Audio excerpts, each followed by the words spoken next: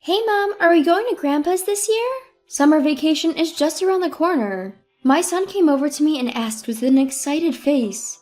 Well, your dad can't get time off, so it'll be just you and me. But if that's okay, let's go together. With that, my son raised his hands and cheered happily. My name is Jessica, a working mom of 38 raising a child. I had been job hunting since my son was born, but luckily got rehired at my old workplace around the time he started elementary school, and I've been working mainly from home. My son has grown up, now in the 5th grade. I'm considering the next steps in my work life as well. My husband is 2 years older, at 40. He was an ambitious salesman when we got married, but changed jobs 3 years ago, forgetting the favors he owed his old company, supposedly because of a better offer. For some reason, his salary, which should have been increased, has decreased, and the conditions are worse than at his previous company with long hours of overtime every day. My parents live in the countryside at a rural farm in Nebraska, and my son has been watching farm work since he was little. Now he joyfully helps out whenever he goes to the countryside. My parents seem very pleased to be able to work in the field with their grandson and are always enthusiastic about teaching him.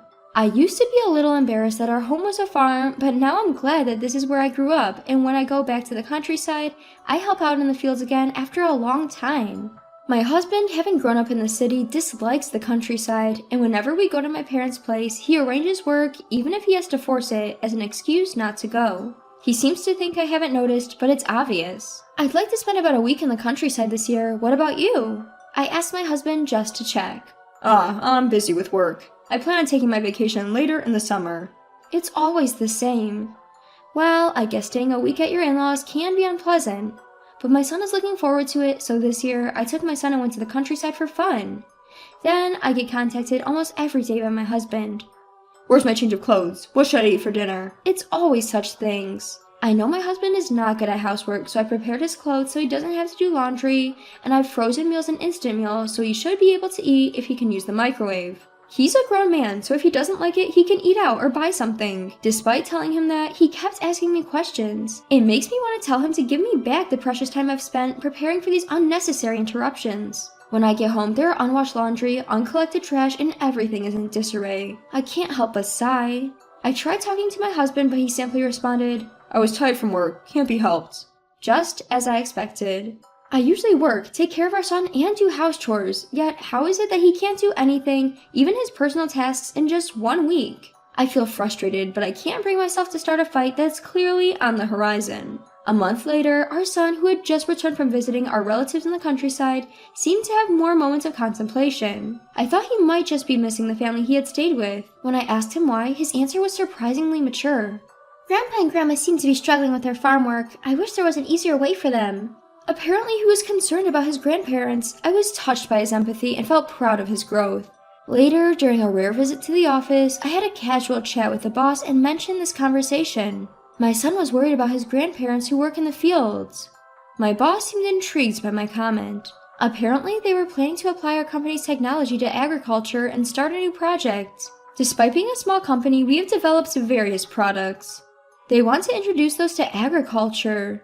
In other words, to implement IT solutions in farming. They were looking for farms willing to collaborate for a pilot project, so I immediately talked to my parents, agreed to assist, and they decided to participate. Since then, there's been a new spark in my life. The nature of my work has shifted from mundane tasks to creative ones.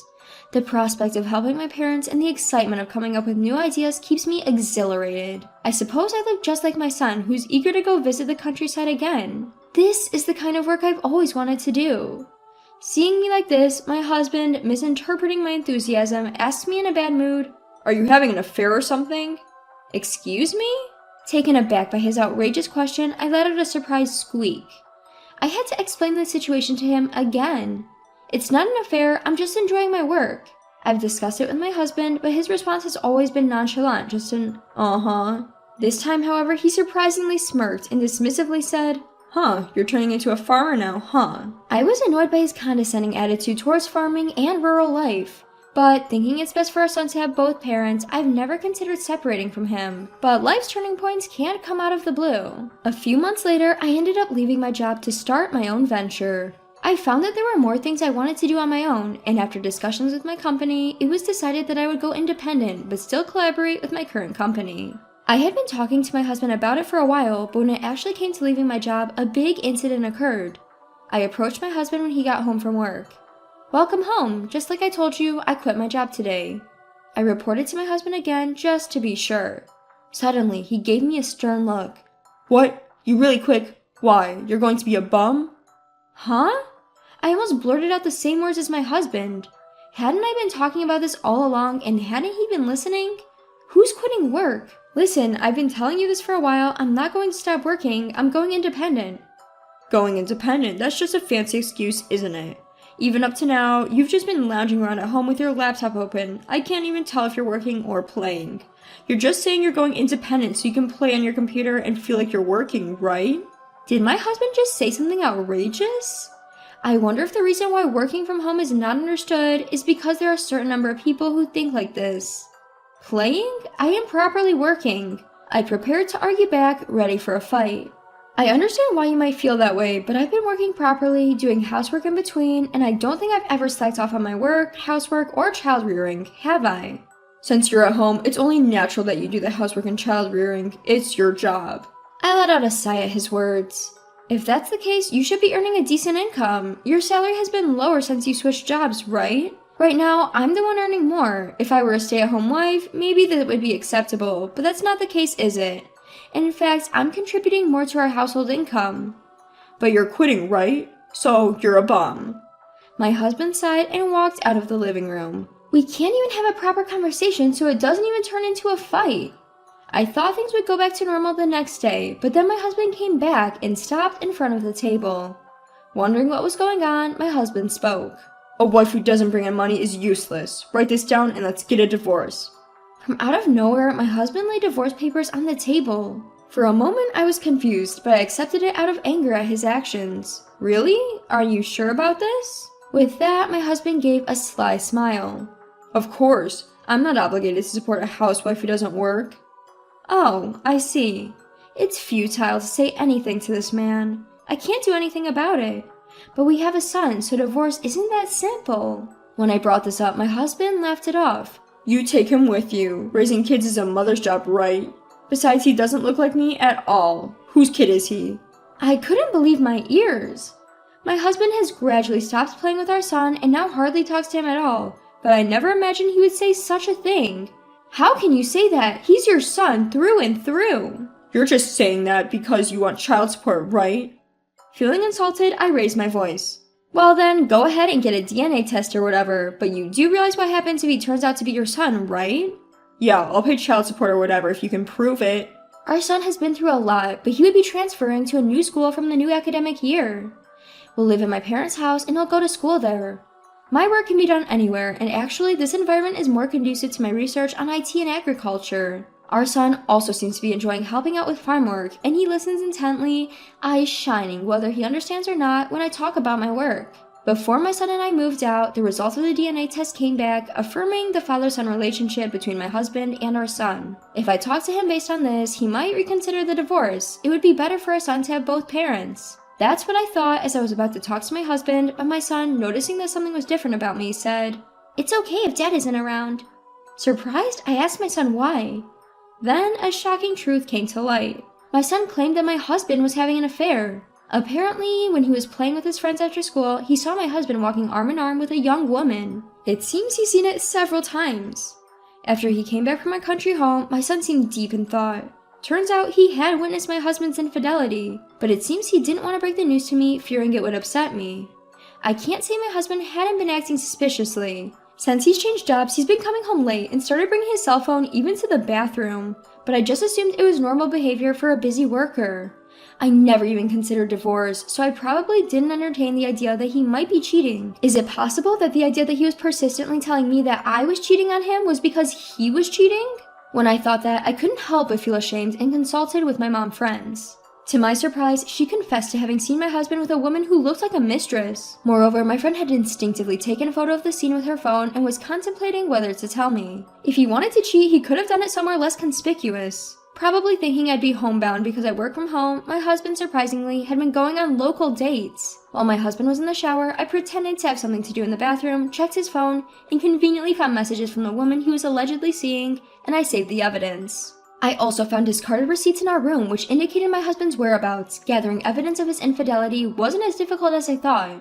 Through my lawyer, I'm demanding alimony and child support. I didn't think he would pay willingly, so I involved a lawyer. As expected, I received a call from my husband. To my surprise, my husband even showed up at my parents' house, which he despised visiting. What is this all about? When I answered the doorbell, my husband started shouting. Isn't it clear? The amount claimed for damages and child support. Oh, and the DNA test results too. You said you would pay child support if paternity was confirmed, right? So make sure you do. Also, you know what this is about, right? Compensation for infidelity. I was beyond anger and found myself laughing. My husband kept denying any infidelity. Of course I no longer bought his words. I snatched the envelope he was holding, took out its contents. These are the proofs of your infidelity, so that's the claim for damages. You get it, right?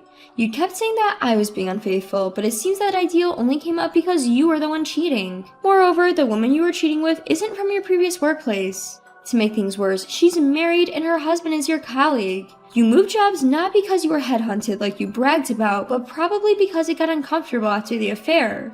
I never thought you were cheating when you said you had overtime. While sighing, I stated the facts and my husband glared at me. This is a setup. Anyone could forge these photos. His stupidity left me too drained to argue. Well, you might think it's fabricated, but that is genuine. What? Why? Because I'm not so idle as to make fake pictures, and I'm the one who obtained this evidence. I grew frustrated as my husband kept insisting it was fake. Surely you must be worried about another alimony claim. I guess your current salary isn't as low as you made it out to be. The reason you couldn't contribute to our household expenses was because you were paying off the alimony from your affair, wasn't it? I knew something was off. You were secretly making payments from your salary to the ex-husband of your mistress, weren't you? Well, that sure would drain your money, but don't worry, you'll be paying again this time around. It seemed as though he and his mistress believed they were fated partners who had mistakenly married others. If that were the case, he should have just divorced me, but I guess he didn't want to divorce me because he knew he would have less disposable income. This time, my husband was so adamant because he genuinely thought I had cheated in the past and that our son wasn't his.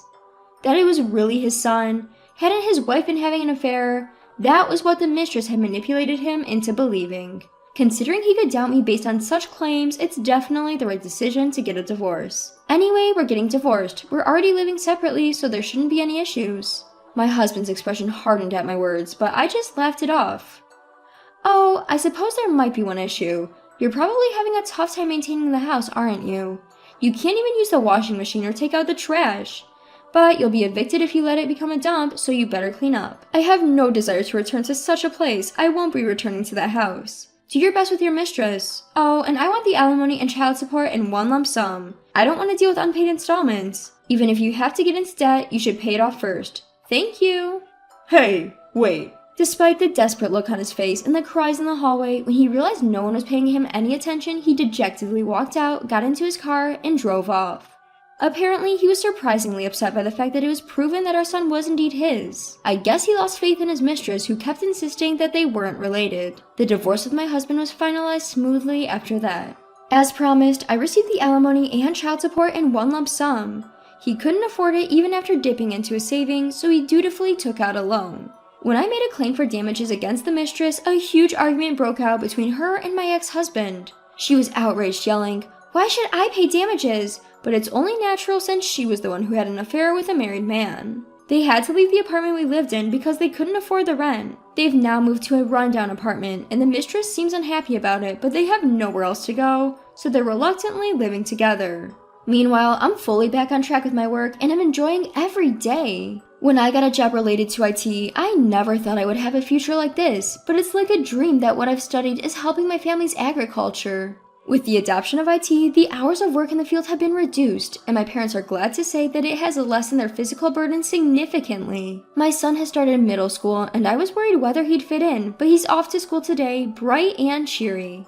He still loves spending time in the fields, but he's also shown an interest in my work, and recently, he started asking me to teach him how to use the computer. I know it might seem like I'm a doting parent, but I can't help but look forward to the future.